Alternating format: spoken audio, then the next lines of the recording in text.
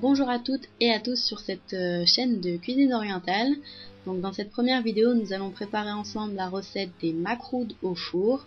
Donc pas les macroudes frits, mais les macroudes au four et donc au beurre. Donc la vidéo se passera en 3 étapes. Premièrement, les explications préliminaires, c'est-à-dire le choix des ingrédients, le dosage, etc. Ensuite, la mise en pratique vidéo, parce que ce qui est important, c'est de voir les gestes. Et enfin, la dégustation. Aujourd'hui, et parce que nous avons une famille très nombreuse, nous avons voulu faire une grosse quantité de macroudes. Et puis rassurez-vous, si vous en avez trop fait, vous n'aurez pas trop de mal à vous en débarrasser. Donc passons maintenant à la liste des ingrédients.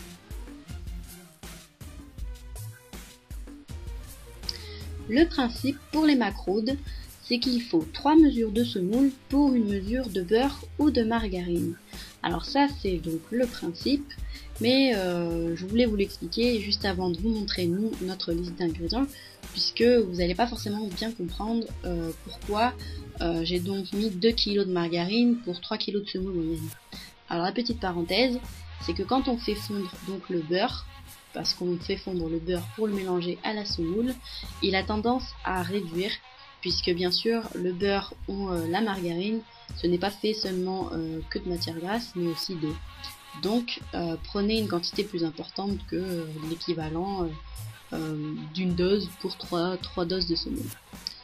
Donc nous avons utilisé 3 kg de semoule moyenne, 2 kg de margarine ou de beurre, la margarine étant un ingrédient on va dire plus cheap, une cuillère à soupe de sel, et j'avais compté à peu près 700 ml d'eau pour pétrir la pâte. Donc ça c'est pour la pâte.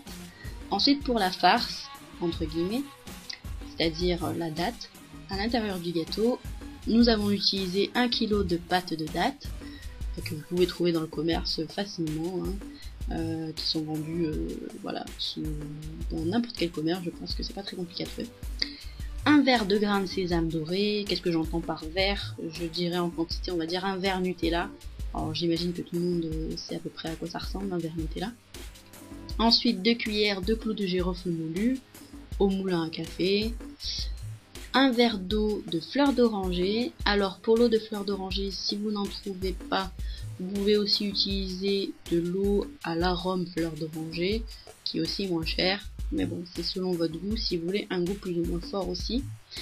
Et optionnel, une cuillère à café de cannelle. Cannelle avec 2 N, je crois. Enfin non, bref, vous m'excuserez. Donc là aussi c'est pour le goût. Si vous n'aimez pas la cannelle, vous ne mettez pas de cannelle. Enfin de l'huile pour pétrir la pâte de date pour pas que ça colle au doigt. Donc voilà la liste des ingrédients. Et concernant donc les mesures, donc si vous n'avez pas envie de ce que j'imagine de faire à peu près 4 ou 5 kg de macroude, vous divisez ces doses par 3 ou par 4. Alors je ne suis pas très bonne en maths, je vous laisse faire le calcul. Alors quelques photos pour illustrer les premiers gestes que l'on va faire pour préparer ces ingrédients pour la pâte. Donc pour la pâte, vous prenez donc votre semoule que vous mettez dans un grand récipient et vous rajoutez votre dose de sel, donc vous pouvez voir sur la photo. Vous mettez votre petite assiette par-dessus tout ça et en fait on va verser le beurre fondu dans cette assiette pour pouvoir ensuite, en fait c'est la mesure. Voilà, vous pouvez prendre une assiette, un bol, donc pour 3 mesures de semoule, vous gardez cette mesure pour le beurre et vous mettrez une mesure de beurre. Donc là on a versé nos 3 mesures de semoule et maintenant nous allons verser notre mesure de beurre. Mais avant de verser cette mesure de beurre, il faut la faire fondre. Pour cela il faut prendre une casserole, mettre notre beurre ou notre margarine dedans à feu doux et le laisser fondre tout doucement. Ensuite on le laisse reposer pour que l'eau, donc comme je vous avais dit, repose au fond puisqu'elle est plus lourde que la matière grasse. On enlève la petite mousse qu'il y a au-dessus, on s'en débarrasse et ensuite on verse seulement la matière grasse dans notre mesure. Et quand vous avez fait tout ça, on pourra passer à la partie pétrissage.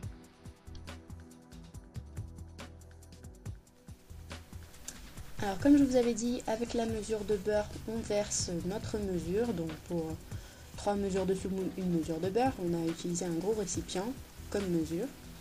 Là on utilise une spatule parce que le beurre était un petit peu chaud. Donc si le beurre est un peu trop chaud, vous commencez à mélanger dans la semoule comme ceci. Et puis ensuite vous mélangerez la suite, enfin vous pétrirez avec vos mains le reste. Voilà. Donc on travaille la semoule à la main, un peu comme du couscous, pour vraiment bien mélanger le beurre à la semoule.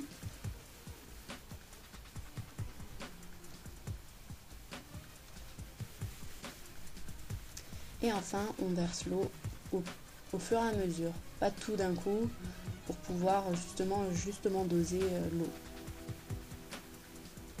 Et on mélange ça en créant la pâte. C'est très très simple. Et justement, c'est une pâte qui n'est pas compliquée parce qu'elle se travaille très facilement.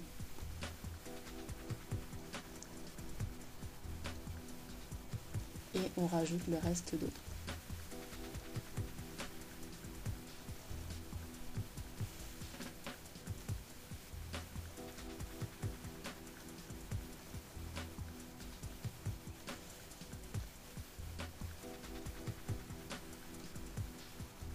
Voilà, la pâte est prête, on la laisse de côté, on n'a pas besoin de la laisser poser.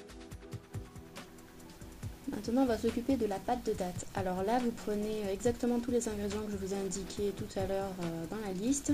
Vous les mélangez de façon uniforme, c'est pas compliqué du tout. Et on va s'en servir pour fourrer la pâte. Alors vous prenez votre pâte de date, vous la divisez en 4 pour faire des sortes de boudin, on va dire, certifié 100% halal. Et donc vous divisez, peu importe le nom, enfin la mesure que vous avez utilisée, vous divisez votre pâte par 4 et vous en faites 4.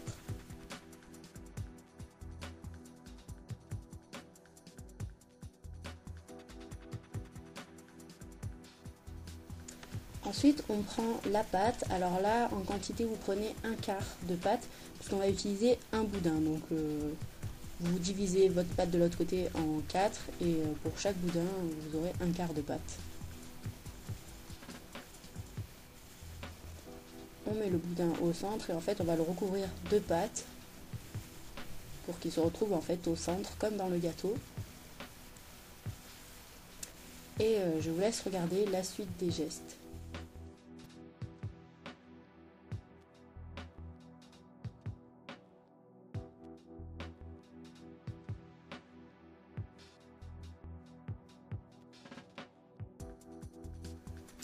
Là encore, on va découper tout ça en 3 parties. Et parce que sinon, pour étaler ensuite chaque portion, on n'aura pas assez de place sur la table. Donc vous voyez bien que la pâte de date est au centre. Et comme ça permettra de faire chaque portion au fur et à mesure. Sinon, on peut pas, comme on va l'étaler, ça va être super long après, c'est impossible. Donc on recouvre l'extrémité pour recouvrir la pâte de date. Et on va commencer donc à étaler cette portion.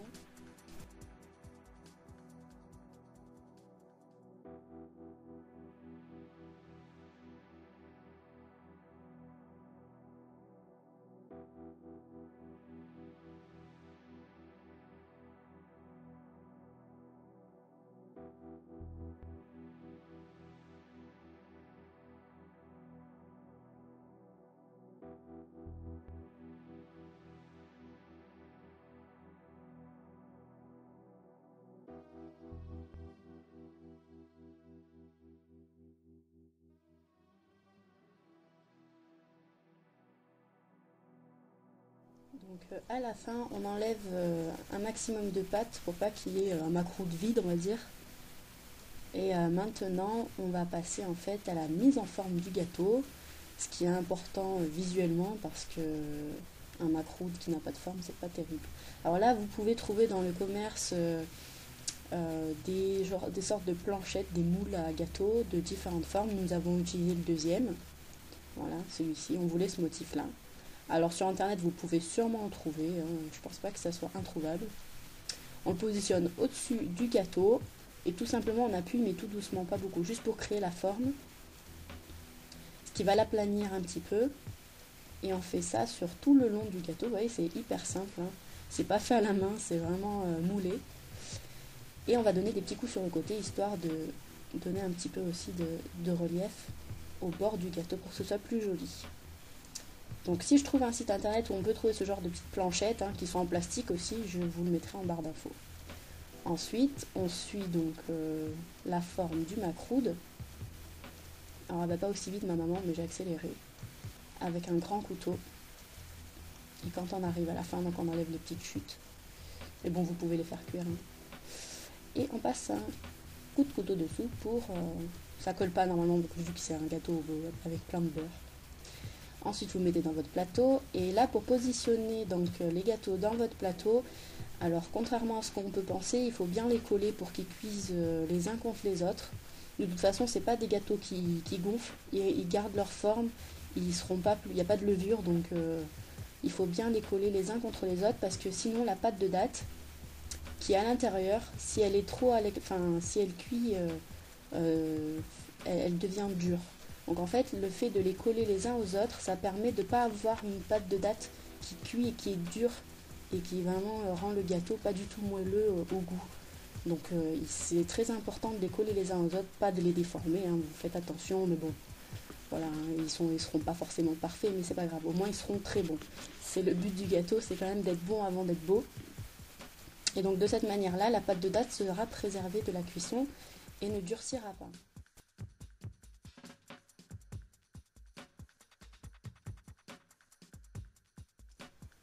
Pour la cuisson, donc préchauffer le four à 250 degrés, faire cuire environ 30 minutes et retirer les macroutes dès qu'ils sont à peine dorés. Il ne faut pas les laisser cramer. Dès qu'on sent qu'ils commencent un petit peu à dorer, hop, on les enlève.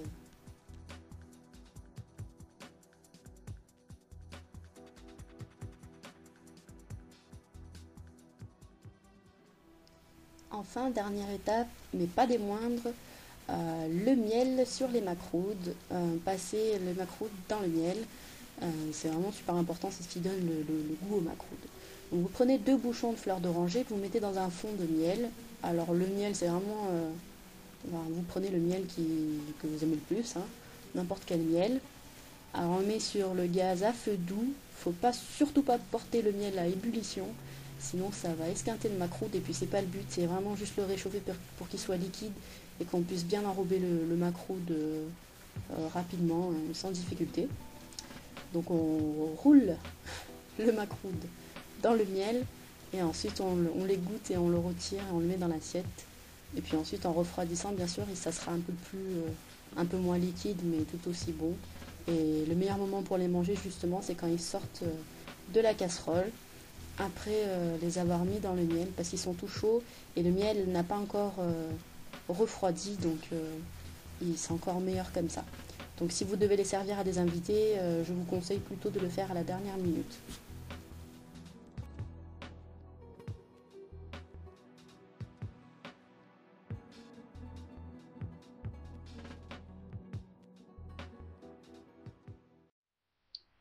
Merci d'avoir regardé la vidéo, n'hésitez pas à vous abonner. Si vous avez des questions, postez-les en commentaire et cliquez sur j'aime.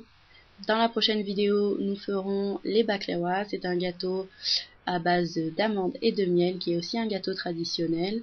J'espère que cette vidéo vous a plu et que vous suivrez les prochaines. Je vous dis à bientôt.